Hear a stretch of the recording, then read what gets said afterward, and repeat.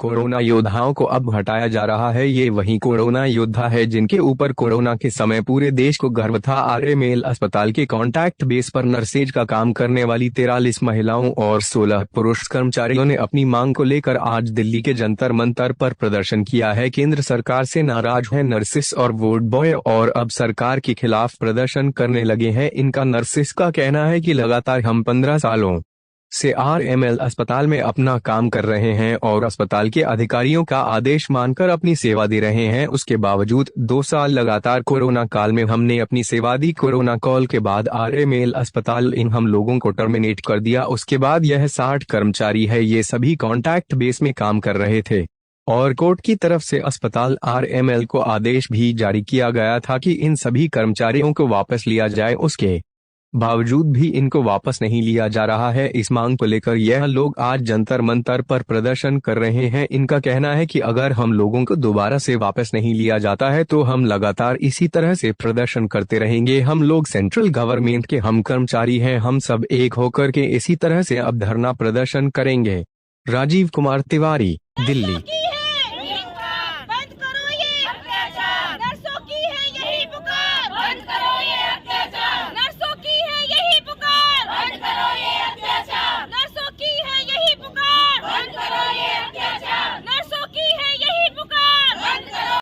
Corona में husband और ससुर जी दोनों एक्सपायर हो गए एक साथ। मोदी जी कहाँ है, मुझे बताइए कहाँ है मोदी जी? बड़े फूल बरसाए था, ये बरसाई, ये करा वो करा, क्या करा मोदी जी ने? जिनका घर एक साथ उजड़ गया, कहाँ गए मोदी जी उस दिन? सारे लोगों को कहा 1 करोड़ रुपया देंगे, 1 लाख देंगे, क्या दिया इस बच्चे को? कितना छोटा बच्चा है ये, आप देखिए। आप सब थे ना मीडिया वाले उस टाइम, कौन नहीं था मीडिया वाला? इसलिए आए कि आज नौकरी से निकाल दिया, कहा कि 1 दिन में चले जाओ। कैसे मिलेगी इनके बच्चों को नौकरी, बताओ कैसे करेगी ये सिस्टर काम? कोई सोचता है इनके घर के बारे में, इनके घर के दुखों के बारे में? एक नौकरी है, आधी तनख्वाह में काम करते हैं जी हम, आधी तनख्वाह में, और उतना ही काम करते हैं जितना परमानेंट वाले करते हैं। 1-2 घंटे में क्या दिया जी, चले जाओ। हम तो यही कहते हैं वापस लो जी हमारी सिस्टर को नौकरी पर। इनके बच्चे देखो कितने छोटे हैं। अस्पताल प्रशासन क्या कर रहा है आपसे? वो तो कहते हैं जी जाओ जाओ जी जाओ, सब कहते हैं जाओ। नोटिस वगैरह दिया था आप लोगों को? कुछ नहीं दिया, बस कहा जाओ। क्यों कहा जाओ? मैं ये पूछना चाहती हूँ इनसे। उसी दिन परमानेंट का लेटर आ जाना चाहिए था सिस्टर का, जिस दिन इनका पति गया। कोरोना से मरे इनके पति, पूरी रिपोर्ट है इनके पास। ससुर जी भी कोरोना में मरे और बच्चे देखिए इनके। आप कैसे मांगेगी ये पैसे? एक से पैसे मांगेगी।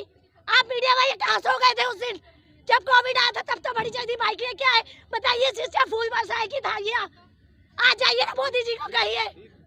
मैं आपको यही कहना चाहती हूँ, अगर मीडिया की पावर है तो दिखाओ इसे। कहाँ है तुम्हारी पावर? किस चीज में जॉब करते थे? इनके हस्बैंड कंप्यूटर की जॉब करते थे, हॉस्पिटल में। हॉस्पिटल में जॉब करते थे? हाँ। किस पोस्ट पे थे? Hospital executive 3, hospital executive 3, cancer hospital, Delhi state cancer hospital. Madam आपका नाम? मेरा नाम जोशी है, मैं आरएमएल में 2009 से कॉन्ट्रैक्ट में काम करती हूँ। मैडम क्या दिक्कत आ रही है अब आप लोगों को? जो सर एक्चुअली हमारा कॉन्ट्रैक्ट बेसिस उन्होंने एकदम विद इमीडिएट इफेक्ट ख़त्म कर दिया है ऑन December 15 को। हमें ये मांगा है कि हमारा ये कॉन्ट्रैक्ट आगे बढ़ा दीजिए और हमें नौकरी दीजिए।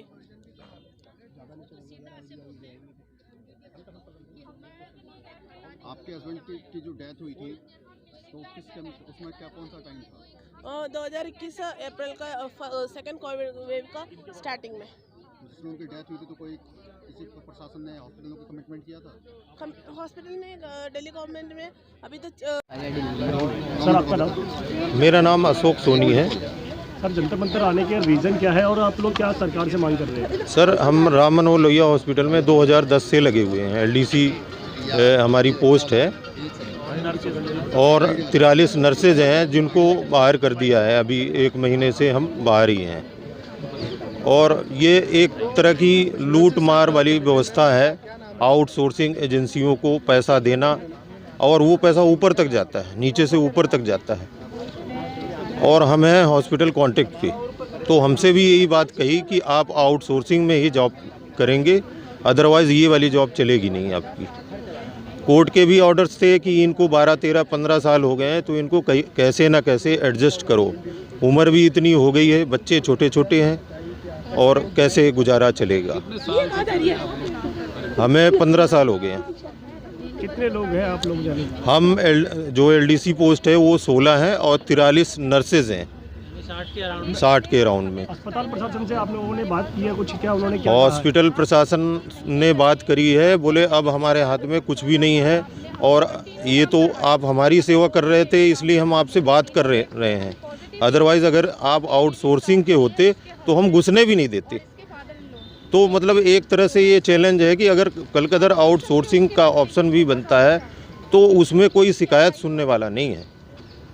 तो आप लोग क्या चाहते हैं? सरकार से क्या डिमांड है? हमें वापस वही नौकरी चाहिए, क्योंकि उसमें जो है उसमें ही हमारा गुजारा है, क्योंकि अब 43-44 साल की उम्र में और कहीं काम हमें नहीं मिल पा रहा है। ना कोई बिजनेस हम इस्टेब्लिश कर सकते हैं और ना कोई हमें नौकरी पे रखेगा। अब चलता रहेगा, धरना चलता रहेगा ये। हाँ, इसी तरह से धरना चलता रहेगा, और हम जब तक आखिरी सांस है हम लड़ते रहेंगे। दयाचंद, ये कॉन्ट्रैक्ट कर्मचारियों को वापस लो और पुरानी पेंशन बहाल करो। और हम लोगों ने एक कॉन्ट्रैक्ट कर्मचारी से वादा किया है कि फरवरी के फर्स्ट वीक में हमारी 17 यूनिट, पूरे भारत में हमारी केंद्र कर्मचारियों की 17 यूनिट है हॉस्पिटलों की, हम गेट प्रदर्शन करेंगे, सरकार की इनके हक में लड़ाई लड़ेंगे। हमारी मांग है इन कर्मचारियों को तुरंत वापस लो, लेकर तुरंत इनको रोगल किया जाए, परमानेंट किया जाए इन लोगों को, और इनका हक दिलाया जाए। इन्होंने कोरोना में बहुत साथ दिया है और मोदी जी की आवाज़ पर सैनिक बनकर इन लोगों ने लड़ाई लड़ी है। कई हमारी बहन बेटियों के पति एक्सपायर हो गए हैं, बच्चे एक्सपायर हो गए कोरोना में। कोरोना कहाँ से गया था? कोरोना भी हॉस्पिटलों से गया था। स्वास्थ्य कर्मचारियों के बच्चे एक्सपायर हो गए, इनकी बीवी एक्सपायर हो गई, इनके पति एक्सपायर हो गए। इनका अधिकार मिलना चाहिए, इनको तुरंत वापस ले। मैं स्वास्थ्य कर्मचारी से, एमएस साहब से, डीजी साहब से प्रार्थना करता हूं कि आप लोगों ने नहीं सुनाई की तो हम लोग भारत सरकार के जितने स्वास्थ्य कर्मचारी हैं 17 यूनिट सब लोग प्रदर्शन पे आएंगे। फरवरी के फर्स्ट वीक में प्रदर्शन गेट मीटिंग शुरू करेंगे, नहीं तो उनको तुरंत वापस लिया जाए। और मीटिंग उसके बाद भी आपने सुनवाई नहीं की तो हम लोग तुरंत स्ट्राइक पे जाएंगे।